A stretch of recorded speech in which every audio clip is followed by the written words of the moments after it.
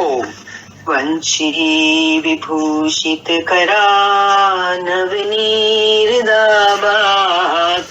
पीताम्बरादरुणबिम्ब फलाधरोष्ठा पूर्णेन्दु सुन्दरं नरविन्दनेत्रात् कृष्णात् परं किमपि तत्त्वमहं न जाने। कृष्णात् परं किमपि तत्त्वमहं न जाने। ओम। श्रीमद् भगवद गीता छठा अध्याय श्लोक नंबर 25 पर विचार चल रहा था। भगवान बता रहे हैं कि आरंभ में साधक का मन नहीं लगता, पर विधान तो निरंतर लगने का है।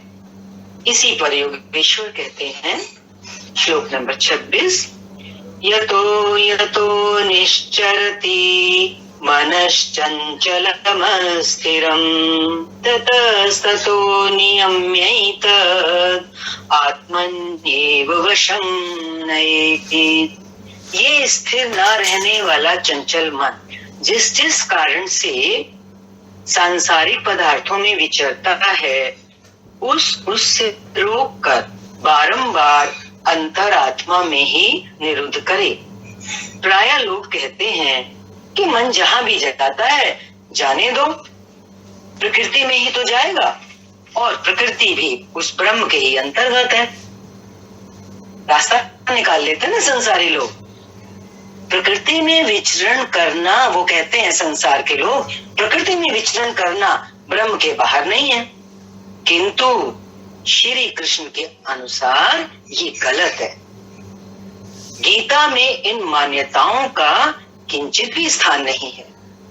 श्री कृष्ण का कथन है कि मन जहां जहां जाए, जिन माध्यमों से जाए, उन्हीं माध्यमों से रोककर परमात्मा में ही लगाए। बार बार वापस लाओ उसको। और आश्वासन दे रहे हैं प्रभु कि मन का निरोध संभव है। अर्जुन को भी लगा था कि मन तो बहुत चंचल है प्रभु, इसको तो वश करना बहुत मुश्किल है। हर मनुष्य को लगता है, संसारी व्यक्ति को। लेकिन देखो भगवान यहाँ पर पूरा स्पष्ट रूप से कह रहे हैं, मन का निरोध संभव है। अब इस निरोध का, मन के संयमित होने का परिणाम क्या होगा? श्लोक नंबर 27, प्रशांत मनसं ह्येनं योगिनं सुखमुत्तमम् उपैति शांत रजसं ब्रह्मभूतमकल्मषम्। मन के निरोध होने का परिणाम ये है, जिसका मन पूर्ण रूपेण शांत है, संयमित है, जो पाप से रहित है। तात्पर्य क्या हुआ? जिसका रजोगुण शांत हो गया है।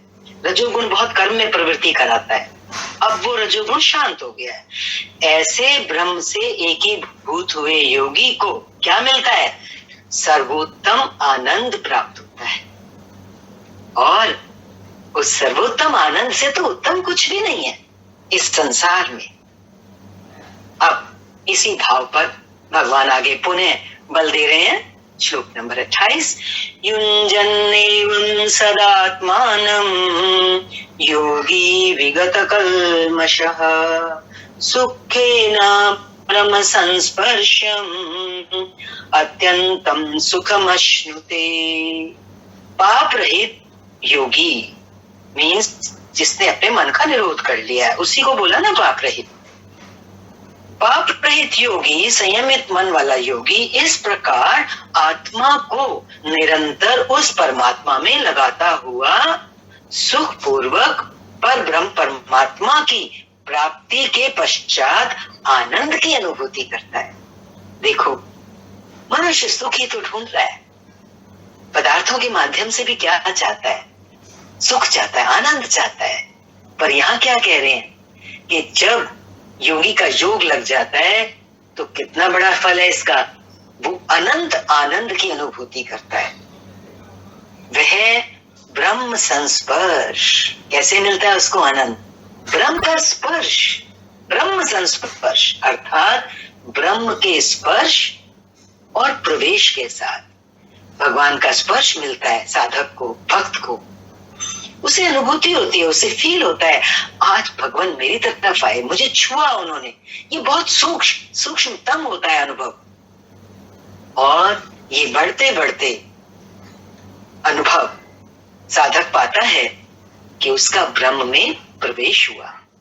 प्रवेश के साथ जब प्रवेश हो जाता है तो वो भक्त, वो साधक अनंत आनंद का अनुभव करता है। पहले आनंद का अनुभव करता है और प्रवेश के साथ फिर वो अनंत, जिस आनंद का कोई अंत नहीं है। अतः भजन अनिवार्य है। भजन मीन्स ना समझ लेना कोई कीर्तन करने बैठ जाए, कोई माला जपने बैठ जाए। गीता के उपदेश के अनुसार जो भजन है वो है नियत कर्म, यज्ञ की प्रक्रिया, निष्काम कर्म योग, जिसको पीछे भगवान ने बहुत विवरण देकर के समझाया है, बहुत एक्सप्लेन किया है भगवान ने। जिसकी सबसे पहली सीढ़ी थी, पहला सोपान था कि साधक अपनी आसुरी संपदा का विनाश करता है। किसके सहारे? दैवी संपद के सहारे। क्रमशः वो दैवी संपद का संग्रह करता है, सद्गुणों को इकट्ठा करता है अपने अंदर, सत्संग सुन सुन के, सत्पुरुषों का संग करके, सज्जनों का संग करके, स्वाध्याय करके, शास्त्र पढ़ के, जैसे भी। तो भजन तो करना है ना, माना अपनी दैवी संपदा को बढ़ाना है। या फिर जब सोपान बढ़ता है, सीढ़ी चढ़ता है साधक, फिर वो अपने सदगुरु को उद्देश्य बनाता है। सदगुरु को उद्देश्य बना करके वो सदगुरु के स्वरूप का ध्यान करता है। धीरे धीरे और सीढ़ियां बताई थी भगवान ने, कि जैसे जब वही साधक वही है, लेकिन उसकी जो सीढ़ियां हैं वो बदलती जाती हैं। कभी वो अपनी इंद्रियों पर संयम करता है, कभी इंद्रियों के जो विषय हैं, विषयों को इंद्रियों में दग्ध करता है। ऐसे करते करते वो अपने को शुद्ध करता चला जाता है। तो अलग अलग तरीके के यज्ञ आए थे पीछे, जिनको हमें ध्यान में रखना है। और सबसे प्रारंभिक अवस्था का जो यज्ञ है, जो नियत कर्म है, वो है हम अपने आप को शुद्ध करें, शुद्धिकरण करें, अंतःकरण को पवित्र करें। और वो तो वही है ना, कौरव और पांडवों की जो बात है यहाँ पर गीता में, वो क्या है? कौरव प्रतीक है आसुरी संपदा के, काम, क्रोध, लोभ, मोह, मद, मात्सर्य, ईर्ष्या, द्वेष, और इन पर विजय पानी है। यही भजन है। कैसे विजय पानी है? दैवी संपद, प्रेम, क्षमा, सहनशीलता, शुद्धता, प्योरिटी, लव, जितनी भी चीजें हैं जो पांडवों के रूप में पीछे एक प्रतीकात्मक रूप में भगवान ने बताया है यहाँ पर, उनका संग्रह करना, विजय प्राप्त करनी है दुर्गुणों के ऊपर, सद्गुण बढ़ते जाए, ये भजन है। इसी पर आगे कहते हैं श्लोक नंबर 29, सर्वभूतस्थमात्मानं सर्वभूतानि चात्मनि ईक्षते योग युक्तात्मा सर्वत्र समदर्शनः। योग के परिणाम से युक्त आत्मा वाला, योग लग गया, परिणाम क्या निकला? परिणाम से युक्त आत्मा वाला। वो आत्मा कैसी हुई? आत्मा ब्रह्म से एक हो गई, परमात्मा से मिल चुकी है। तो अब परिणाम क्या निकलेगा? सब में समभाव से देखने वाला योगी, समदृष्टि हो जाती है उसकी। ऐसा योगी आत्मा को संपूर्ण प्राणियों में व्याप्त देखता है। आत्मा तो व्याप्ति है, व्यापक है, कण कण और क्षण क्षण में।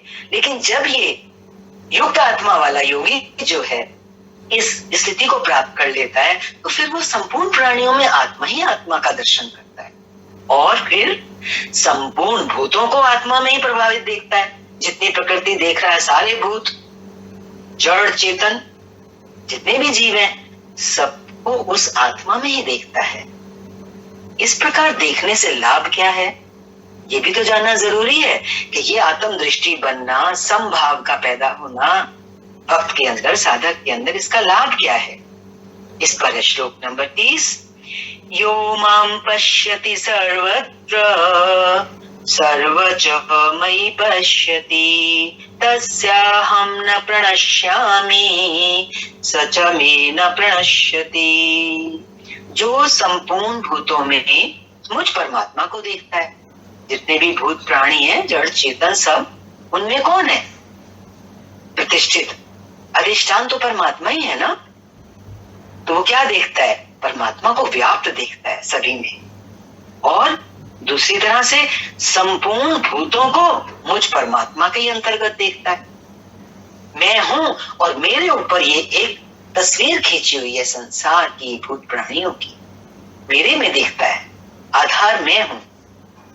इस तरह जब अरस परस सब भूतों को मुझ में और मुझे सब भूतों में व्याप्त देखता है, ऐसी दृष्टि बन जाने के बाद भक्त की भगवान क्या कह रहे हैं? ऐसे भक्त के लिए मैं अदृश्य नहीं होता, अदृश्य नहीं होता हूं, ये लाभ बता रहे हैं। ऐसे तो इंसान एक पल के लिए चाहता है मुझे भगवान दर्शन दे दे एक क्षण के, पर यहाँ तो कोई क्षण खाली ही नहीं है भक्त के लिए। तो जिधर देखता है उससे अपना साईं दिखता है, पत्ता पत्ता, डाली डाली मेरा राम बसता। वो मेरे लिए अदृश्य नहीं होता। देखो, और बड़े में बड़ा लाभ, हमें भगवान अदृश्य नहीं होते और फिर भगवान को हम अदृश्य नहीं होते। क्या बात है, इतनी बड़ी बात है कि भगवान मुझे देख रहे हैं। ये प्रेरक का आमने सामने मिलन है। भक्त भगवान को देखने से नहीं चुप रहा, हर समय वो कन्हैया मेरे सामने है और वो कन्हैया की नजरों से मैं उछल नहीं हूं। ये कैसा प्रेम का मिलन है, ये आमने सामने मिलन है, सख्य भाव है। इसी को सखा भाव होता है। सामीप्य मुक्ति है। एक मुक्ति होती है, कई तरह की मुक्ति बताई है शास्त्रों में। तो सामीप्य मुक्ति क्या है? भक्त और भगवान एक दूसरे से दूर है ही नहीं, बिल्कुल आमने सामने। अति सुंदर श्लोक नंबर 31।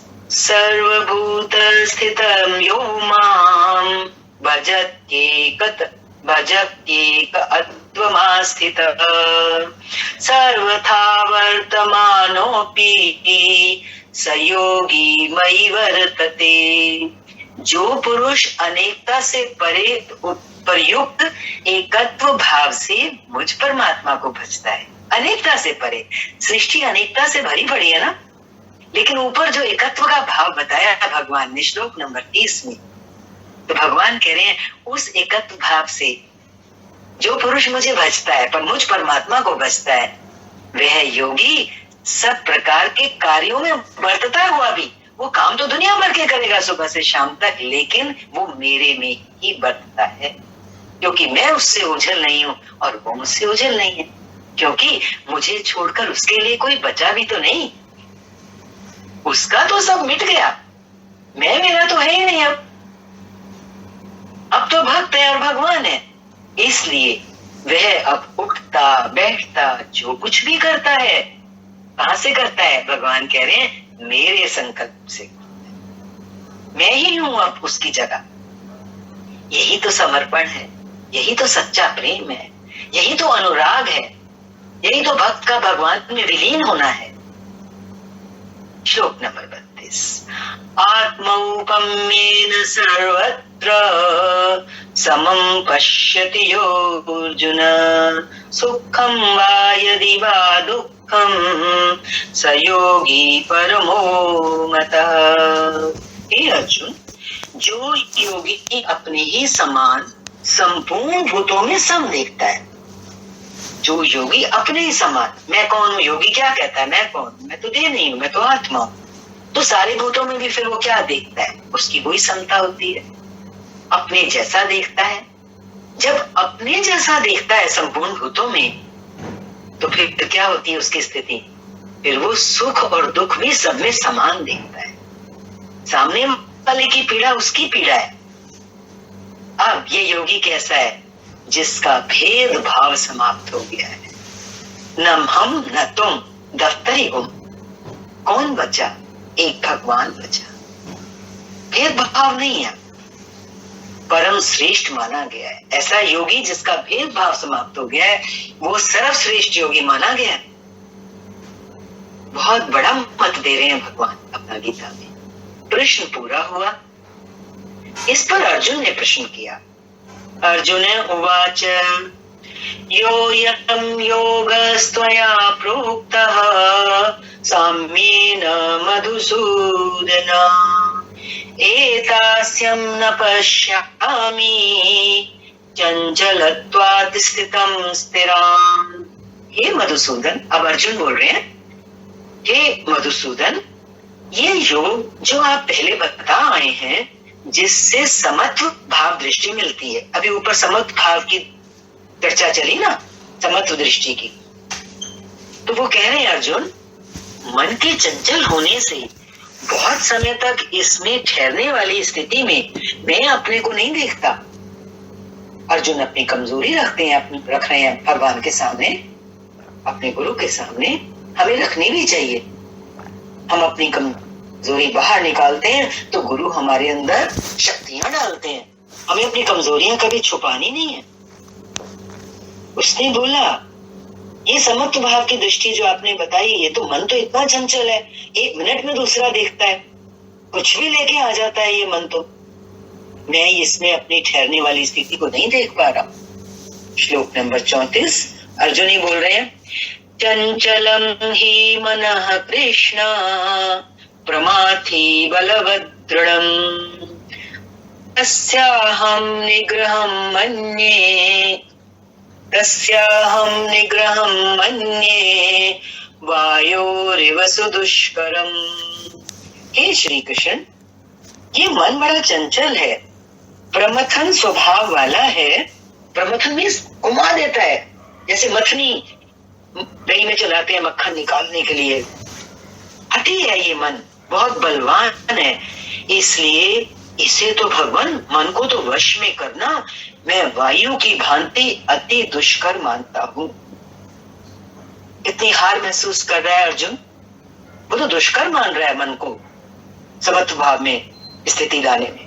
वो कह रहा है, तूफानी हवा और इस मन को रोकना बराबर है प्रभु। अब जब अर्जुन ने अपनी बात रखी तो इस पर योगेश्वर श्री कृष्ण कहते हैं, श्लोक नंबर 35, श्री भगवान उवाच असंशयं महाबाहो मनो दुर्निग्रहं चलम् अभ्यासेन तु कौन्तेय वैराग्येण च गृह्यते। भगवान ने बोला, महान कार्य करने के लिए प्रयत्नशील अर्थात महाबाहु अर्जुन। अर्जुन कैसा है?